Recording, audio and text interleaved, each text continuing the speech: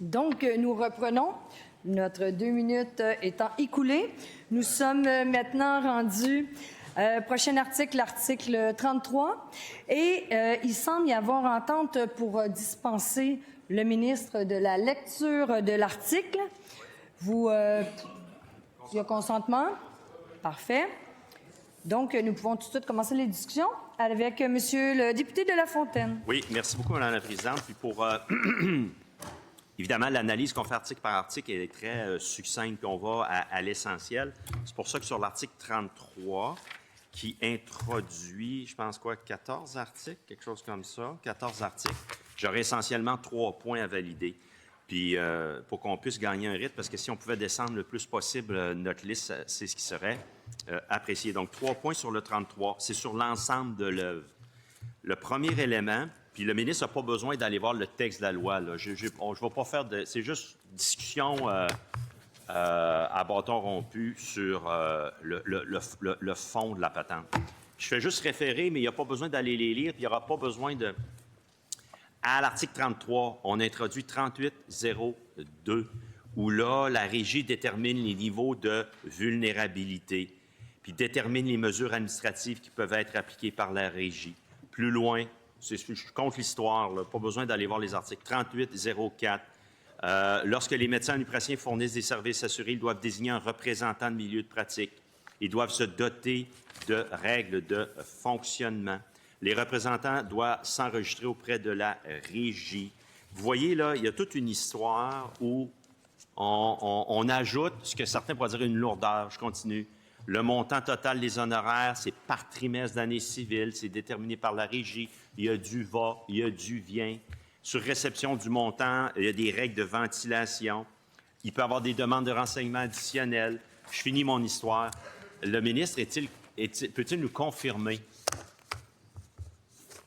Le ministre peut-il nous confirmer qu'à la Régie puis qu'à Santé Québec, ça va prendre du monde de plus là, pour gérer ça? Là? Vraiment pas nécessairement. Vraiment pas nécessairement, mais pas nécessairement non. Mais, je vais vous dire, il y a déjà, puis je pense que je vous dirais qu'on... C'est l'essentiel du projet de loi 106, là, ce qu'on parle là.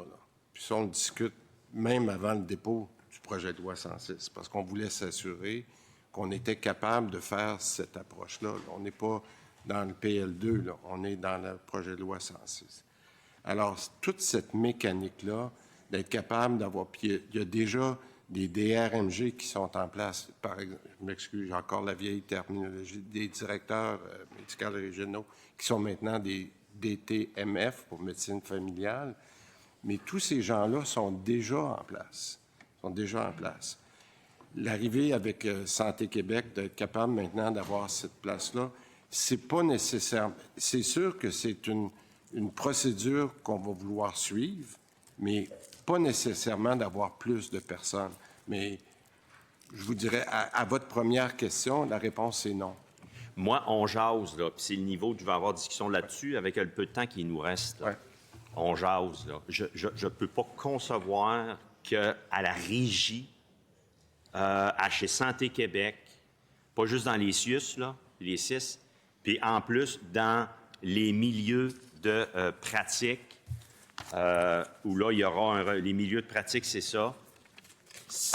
La paperasse, il va en avoir plus. Autrement dit, le futur ex-mode de rémunération qui va être modifié dans les prochaines heures là, à notre corps défendant, ajoute pour 15 du va-et-vient, de la paperasse, de la gestion, des degrés de vulnérabilité, de la mise à jour au trimestre. Ça se peut pas, Mme la Présidente, qu'on n'engage pas du monde de plus. C'est impossible. Il va falloir gérer ça.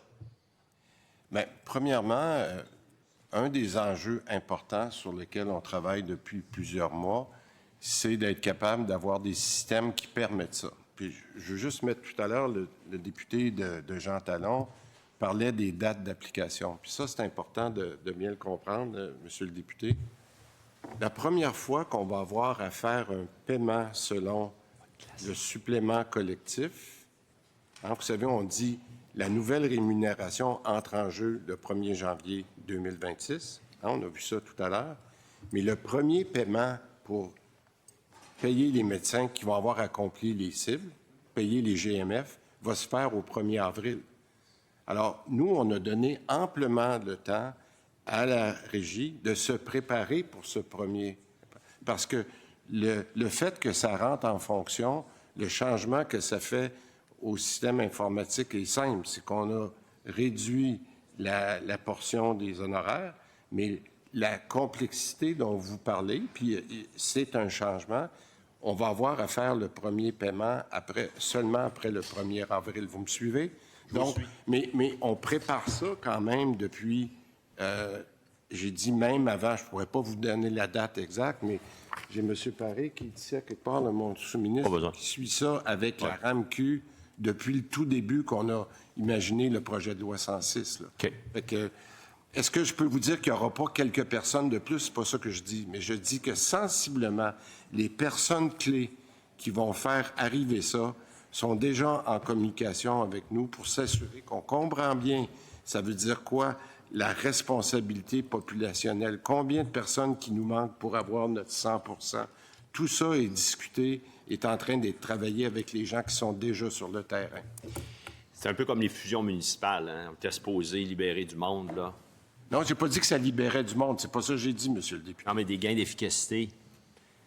Alors, mon point, là, je vais leur virer de bord. Puis le ministre est conscient du fait que j'ai pas la même interprétation que lui de ce que seront les conséquences, le cas échéant, de tout ça. Mais je vais revirer ma question de bord, Madame la Présidente, puis après ça, je vais passer à mon deuxième point. C'est bon. Donc, puis je peux dire, je ne suis pas d'accord avec le ministre là-dessus. Lui, il dit, écoute, il n'aura pas réellement plus. Moi, je dis qu'il va en avoir à beaucoup plus. Ça, c'est du monde, des salaires, puis de l'argent, puis de la paperasse, puis mais juste pour vous aider dans votre réflexion, parce que... Bien, mon réflexion, ça va bien. Moi, mon réflexion... Non, c'est correct. Non, mais je veux juste dire, peut-être pour préciser mes commentaires, parce que vous avez une bonne réflexion, je le dis. En ce moment, pour les Omnis, il y a plus que 5000 actes dans la formule actuelle. On passe à moins de 10 actes. Alors, d'un côté, il y a une simplification énorme de la facturation. À quel article qu'on passe de 5 000 à 10? Bien, c'est pas dit, mais on dit que je pense pas qu'il y ait un article spécifique, là, mais moi, je vous dis qu'on passe, on dit maintenant les actes qui vont être acceptés par la régie, je pense qu'il y en a 9 ou 10. Mais ça, on le dit à quelque part, là, je vais essayer de trouver là. Mais c'est majeur, le changement qu'on fait.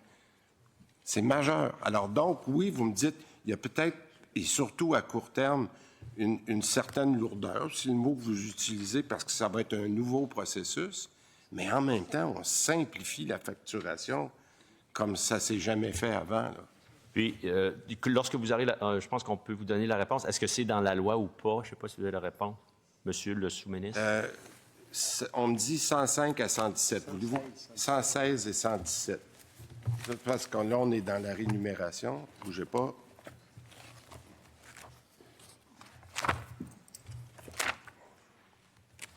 Imaginez que je me suis 116. J'y arrive. 4. 24. J'arrive. Bon. 116, les services visés à l'un des paragraphes font l'objet d'une rémunération suivant le tarif qui est prévu. Là, on est tous dans la section de rémunération que je parlais au début. Puis là, vous avez A, en personne, 59 $, en personne dans le milieu de pratique, 16 $, etc. Mais vous voyez que le nombre d'actes est très limité. Puis à 117, lorsqu'il est exécuté à l'occasion, puis là, on parle des procédures mineures standards. Alors, c'est de ça dont on parle. Prendre le volume des 4 000 actes, puis vous me dites, 5 000. ventiler dans ces... Je parle en cabinet, là, excusez-moi. Non. En cabinet, oui. En cabinet, oui. OK. Bon, J'ai toujours entendu 5 000 à peu près, le nombre d'actes. ish, là, oui, c'est ça. Je vais juste finir sur ce premier point de 3-là. Je vais revirer ma question de bord.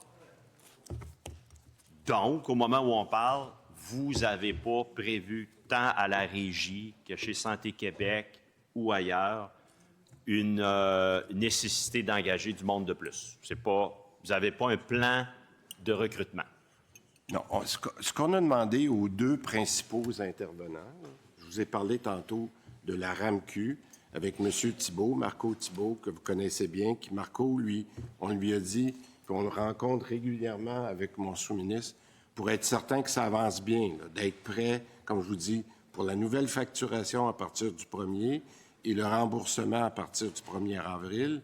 Ça, là, c'est suivi de façon hebdomadaire. Mais on a dit aussi à Santé Québec, c'est vous qui êtes responsable maintenant des DTMF et des DTMS.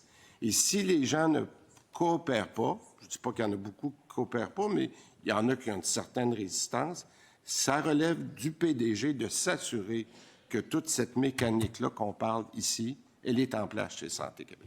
Et chez les groupes, les milieux de pratique, vous n'envisagez pas, vous ne prévoyez pas qu'eux autres, ils vont devoir ajouter des collaborateurs administratifs?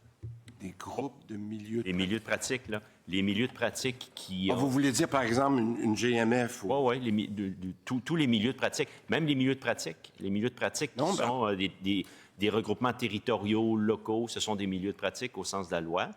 Vous ne prévoyez pas qu'eux autres, ils vont devoir s'adjoindre davantage de support administratif pour gérer le 15 % qui rentre. Là. Ça va être quand même la responsabilité de Santé Québec de s'assurer. Pour le moment, on n'a pas vu de demande de ça. Parfait. Deuxième point de 3 dans le contexte de l'article 33. Je vous réfère, Madame la Présidente, aux règles de ventilation que les milieux de pratique dont les milieux de pratique peuvent se doter, les règles de ventilation. Là, ils vont avoir des objectifs de volume, des prises de rendez-vous, de volume. Là.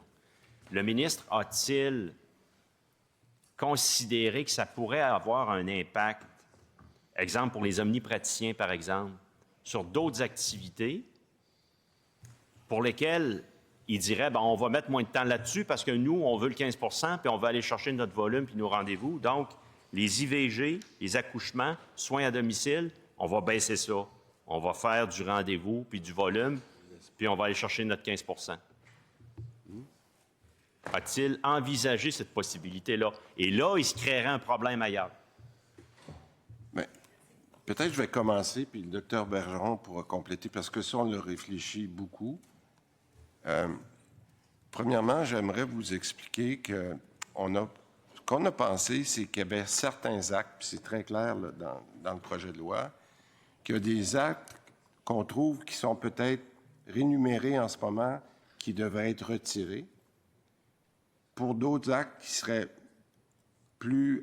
qui amélioreraient l'accès. Alors, vous me faites penser, quand vous me parlez de CHSLD, vous me parlez de soins à domicile, il y a des services qu'on a dit, on a à peu près pour 260 millions dans l'enveloppe des GMF qu'on veut replacer ailleurs. OK? Donc, il va y avoir les ressources pour faire ces changements-là. Puis ça, c'est important de vous le dire aussi, là. D'être capable de dire que peut-être, puis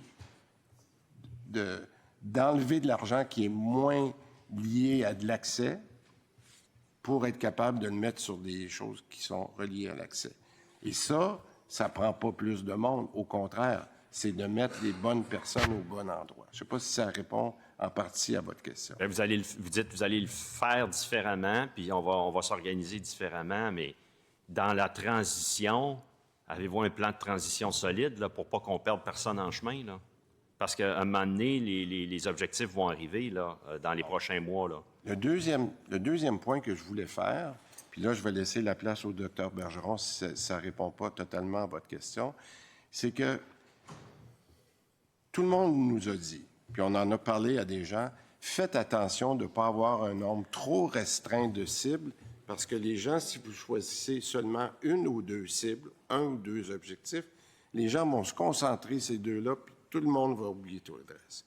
C'est facile d'améliorer l'urgence si vous vous concentrez, si vous mettez tout le monde à régler l'urgence, puis vous n'avez pas de temps en CHSLD ou en soins à domicile, vous me savez. Alors, on a essayé de trouver l'équilibre entre les cibles qui font le tour du jardin, je vais le dire, là, puis sur lesquelles on va travailler. Peut-être qu'on va atteindre nos cibles moins vite sur une ou deux, mais sur l'ensemble, on va s'améliorer. C'est ça ma réponse que je vous dirais là-dessus.